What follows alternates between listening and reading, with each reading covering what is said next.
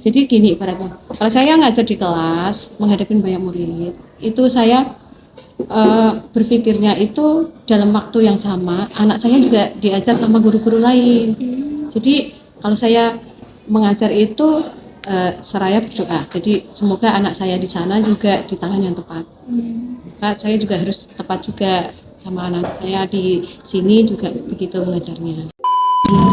Pagi.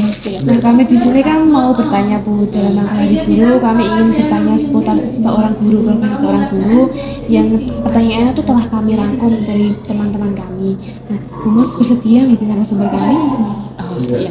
Oh boleh. Terima kasih banyak ya Bu Jadi sebelumnya. iya, kelas berapa ini ya? Kelas 12.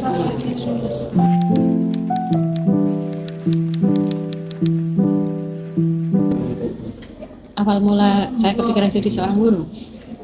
Awalnya dulu itu gini, semua saudara saya itu kan banyak yang di luar kota ya. Kakak-kakak saya itu mukimnya di luar kota, jauh dari orang tua saya. Dan saya itu di antara anak bapak saya itu yang paling kadang-kadang supaya nanti bisa di rumah. Dan salah satu jurusan kuliah yang paling rasional, yang paling masuk akal di benak bapak saya pada saat itu adalah guru. Karena menurut bapak saya, sekarang sudah almarhum, itu guru itu pekerjaannya ada di mana-mana, termasuk di tempat saya di desa, kayak gitu. Dan hal itu terus memotivasi saya untuk menekuninya. Dan ternyata saya juga memang suka di jurusan guru itu, gitu. Jadi sudah profesi yang memang digemari oleh Bu Mas ya Bu? Iya, benar.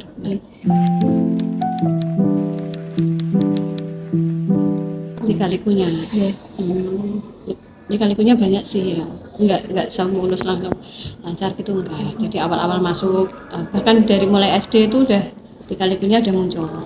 Jadi saya SD itu nggak langsung masuk SMP. Lulus SD itu nggak langsung SMP. Saya sempat berhenti dulu beberapa bulan dan baru diketahui oleh kepala sekolah saya, namanya Bu Suwarni. Baru tahu kalau ternyata lulusan terbaiknya di SD itu nggak ngelanjutin. Saya dulu nggak ngelanjutin karena ada problem kan. Gitu. Terus akhirnya saya diculik. Saya diculik sama kepala sekolah saya, Bu Suwarni itu. Beliau bilang ke saya, ayo main ke rumah saya. Saya diboncengin sepeda sama Bu Suwarni. Bilangnya tuh mau diajak ke rumahnya, tapi ternyata sampai rumahnya saya itu disalinin itu apa istilahnya digantiin baju seragam. Saya pakai seragam anaknya, terus saya diboncengin sepeda dibawa ke sekolah di SMP terdekat, tapi ternyata pada saat itu banyak yang nggak menerima saya karena sudah telat lama. Terus ada satu sekolah yang menerima saya di SMP di Gotri ya, di sana. Akhirnya saya sekolah di situ dan saya masuk besoknya langsung semesteran. Ya, kalau dulu namanya THB atau apa ya, lupa. Saya masuk besoknya langsung tes. Seingat saya kayak gitu. Dan itu SMP, terus SMA-nya itu juga gitu. Kalau SMA-nya lebih ke mulus sih ya perjalanannya, sampai saya masuk keterima di universitas juga jalurnya lebih mulus. Kendalanya justru di biaya kalau waktu di SMA itu, karena orang tua saya sakit kan kendalanya di situ. Itu sih lika-likunya. Panjang ya Bu berarti? Iya gitu. Iya, pertanyaan selanjutnya Bu. Iya. Kenapa Bu Mas itu memilih jurusan matematika ketimbang jurusan yang lainnya? Oh itu. Awalnya memilih jadi guru tadi kan, kemudian saya terus memikirkan jurusannya. Kalau saya pengen jadi guru, terus saya pengen jadi guru apa? Terus akhirnya saya berpikir, saya suka kan matematika, dan menurut saya matematika itu pekerjaannya ada di semua jenjang. Ya, misalnya jadi guru di SD ada, SMP ada, SMA ada. Toh kalau saya itu nggak bisa bekerja sebagai guru setelah saya kuliah, saya bisa kerja kantoran yang ada pelajaran saya. Saya pertimbangannya kayak gitu. Akhirnya ya udah saya ambil matematika. Gitu. Pertama kali mengajar, kapan ya? Saya itu lulus tahun 2007, tapi saya tidak langsung mengajar pada saat itu.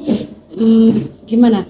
Kalau tahun 2007 itu ada beberapa sekolah yang nggak menerima guru baru dengan peraturan yang ada, nggak merekrut guru baru. Dengan alasan itu beberapa sekolah yang saya daftarin tuh menolak, dan akhirnya saya nggak ngajar untuk beberapa waktu ya, hampir 1 tahun. Dan itu saya isi waktu kekosongan itu dengan kursus, dengan belajar tentang menjahit juga, tentang kerajinan dan lain-lain, sampai pada akhirnya saya mengajar di SLB Negeri Jepara.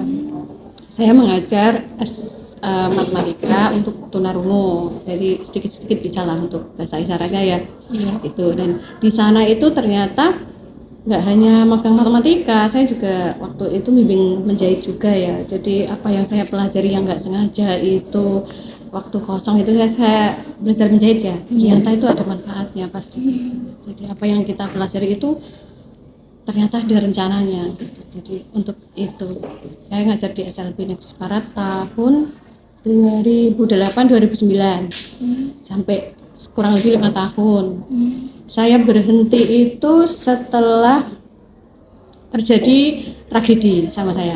Jadi saya pada saat perjalanan ke kantor, saya itu sempat dibegal ya sama 2 orang pemuda, yang mana dia itu menendang saya di jalan naik motor sampai sayanya tuh nggak terpelanting, malah yang nendang begalnya itu yang terpelanting, yang kecelakaan di jalan. Nah pada saat itulah saya memutuskan untuk berhenti. Kemudian saya pindah ke SMA Sultan Agung ya. Disitulah saya mendapatkan apa yang namanya profesi guru, pendidikan profesi guru selama kurang lebih 10 tahun. Lalu pindah di sini baru kemarin bulan Juni tepatnya, kayak gitu. Iya.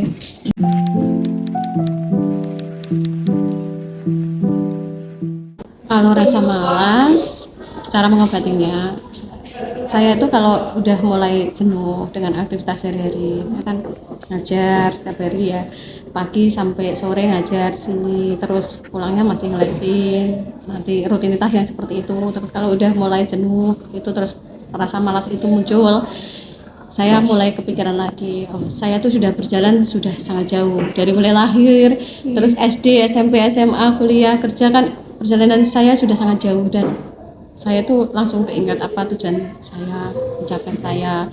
Kalau saya ingat itu, wah sebentar lagi kan saya sampai. Nah saya ini nggak boleh malas, ini boleh saya istirahat tapi sebentar aja, tapi setelah ini saya akan lari lagi karena tenaganya kan lebih kuat ya setelah istirahat ya. Nah, untuk mencapai tujuannya kayak gitu. Jadi untuk mengobati rasa malas menurut saya ya itu, ingat kembali apa tujuan kita, itu apa yang ingin kita capai, itu memacu untuk lebih gigih lagi.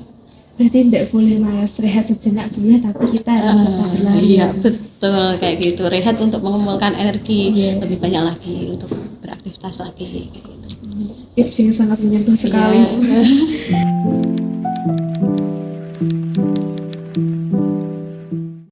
Oh gitu, sosok yang berperan. Sosok yang berperan dalam karir saya ya pertama keluarga saya. Jadi mereka yang banyak support, dari mulai sekolah ya, support segalanya, support, semangat, biaya dan lain-lain dari keluarga, dari kakak-kakak saya. Kalau dari orang tua kan sudah sepuh ya, bapak ibu saya. Nah itu support sistemnya memang dari keluarga. Mereka juga sangat kepingin sepertinya ya, salah satu adiknya tuh ada yang di sektor pendidikan gitu. Kalau siapa yang menginspirasi mengajar, saya kok berpikir lebih tepatnya tuh anak saya. Jadi gini, saya itu mengajar dulu era sekarang seperti yang tadi ditanyakan ya, itu sangat berbeda. Kalau dulu itu sebelum saya punya anak ya saya bisa dibilang masih kaku ya, masih kaku. Tapi kalau setelah punya anak saya yang pertama ya, itu dialah yang mengubah semua. Jadi metode segala macam semuanya mengadopsi dari saya membimbing dia. Jadi gini ibaratnya, kalau saya ngajar di kelas menghadapi banyak murid, itu saya berpikirnya itu dalam waktu yang sama anak saya juga diajar sama guru-guru lain. Jadi kalau saya mengajar itu seraya berdoa. Jadi semoga anak saya di sana juga di tangan yang tepat. Maka saya juga harus tepat juga sama anak saya di sini juga begitu mengajarnya. Kalau metode, ya saya juga banyak mengadopsi bagaimana cara saya mengajar dengan anak saya. Ya, anak saya itu kalau pelajarannya itu nggak bisa saya samakan sama anak lain kan. Jadi dari situ saya mengadopsi bahwa setiap anak itu berkembang sesuai dengan kebutuhannya, kayak gitu. Itu yang banyak menginspirasi justru anak saya. Iya. Nah, sekarang 8 tahun. Oh, sudah 8 tahun. Iya. Berarti sudah SD, Bu? Udah kelas 3. Semoga menjadi anak yang berbakti dan bisa memberikan Amin. Amin. Hal yang terberat dialami saya jadi guru, hal terberatnya adalah ketika saya itu mendapati anak-anak saya yang juara 1, ranking 1, yang berprestasi tapi nggak lolos masuk perguruan tinggi, dan dia harus berhenti cita-citanya sampai di situ, bisa karena kesempatan yang nggak ada, bisa karena nggak lolosnya tadi, atau materinya atau biayanya yang nggak ada. Intinya kalau saya menghadapi kasus yang seperti itu, nah itu yang terberat saya. Bahkan itu saya pernah loh, itu temennya adik saya.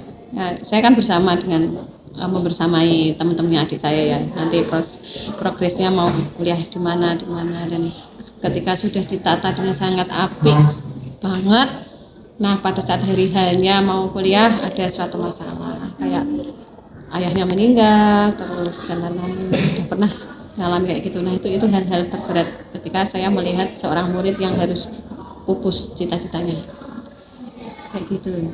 Iya. Pencapaian terbesar bagi seorang guru adalah ketika bisa melihat muridnya itu sukses, berhasil meraih cita-citanya, berhasil masuk ke perguruan tinggi yang terbaik di Indonesia bahkan di luar negeri, kayak gitu. Bukan jabatan, bukan pangkat atau lain-lain atau titel yang banyak, kayak gitu. Nah itu kan bisa berproses, tapi yang paling penting adalah bagaimana saya bisa membersamai anak-anak saya, murid-murid saya itu bisa mencapai impiannya. Itu pencapaian terbesar. Iya. Kalau kayak tiba-tiba dapat WA atau lihat status siswa saya dulu yang ternyata diwisuda jadi dokter, diwisuda jadi kayak ahli engineer, kayak gitu kan senang ya. Nah itu pencapaian terbesar saya. Berarti bukan sebuah jabatan tapi melainkan melihat anak didiknya itu sukses. Oh iya betul, kayak gitu. Luar biasa sekali.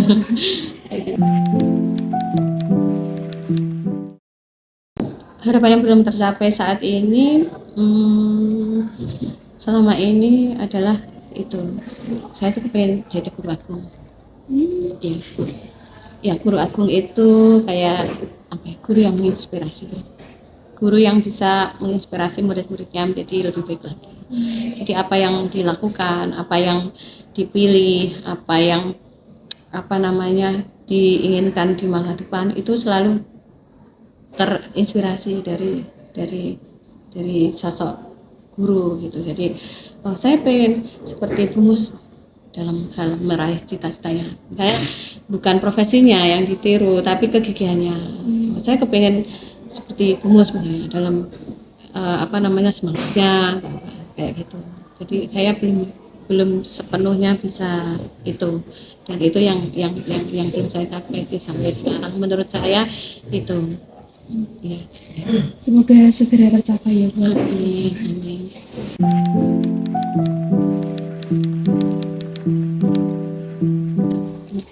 Tips untuk lolos masuk kuliah. Jadi kalau mau lolos masuk kuliah tentu usahanya harus berbeda dengan yang tidak ingin masuk. Jadi usahanya juga harus berbeda. Yang pertama menurut saya kita harus berani berkorban. Berkorban apa? Berkorban waktu. Di saat temennya main-main, bermain, pergi ke sana kemari, kita harus berani berkorban waktu untuk belajar. berkorban untuk tiduran saat waktu yang dimana orang itu bisa bermalas-malasan tiduran. Kita harus buka lagi, belajar lagi. Gitu. Yang pertama untuk usia remaja-remaja seperti kalian sekarang ya, memang harus banyak berkorban waktu, terutama untuk main, untuk digunakan untuk belajar terus-menerus. Ya, tipsnya itu yang pertama. Yang kedua, kalian itu harus banyak membaca ya, literasi kayak dari berbagai sumber. Jadi biasanya soal-soal masuk perguruan tinggi itu nggak soal-soal konsep yang kayak yang disajikan di beberapa buku ya, tapi lebih dari kemampuan membuat keputusan. Kadang-kadang saya buat ulangan yang waktunya cepet gitu ya. Iya. Itu sebenarnya untuk mengukur kecepatan dalam mengambil keputusan. Jadi apa sih ini metode yang sebaiknya saya gunakan dalam waktu sesingkat ini? Nah itu sebenarnya untuk melatih kalian sih ya, di tahapan selanjutnya ke jenjang lebih tinggi kalau nanti mau kuliah kayak gitu. Rela berkorban waktu ya. Iya. Gitu.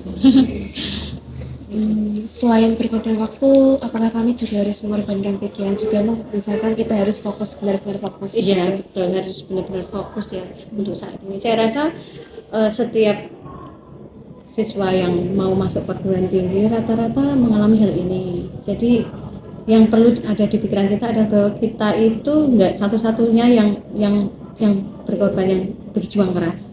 Semua orang melewatinya kok dan bisa kok, nyatanya bisa masuk, lolos kok, nah, kayak gitu. Dan nah, ini memang saatnya kita harus belajar keras gitu, harus skip dulu lah main-mainnya kayak gitu.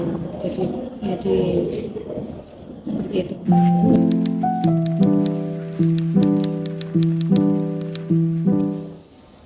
Selamat Hari Guru untuk guru seluruh Indonesia. Guru bukanlah sekedar profesi, bukan pula sekedar pekerjaan, tapi juga jiwa yang membersamai murid-murid juga dalam menyertai kesuksesan. Selamat Hari Guru. Semoga ke depan semakin banyak anak-anak yang berhasil lewat tangan seorang guru. Terima kasih ya Bu untuk tipsnya, motivasinya, dan juga waktu untuk berbincang-bincangnya. Semoga harapan dan apa yang Bu Mus inginkan tuh segera terwujud dan tercapai. Terima kasih banyak ya Bu.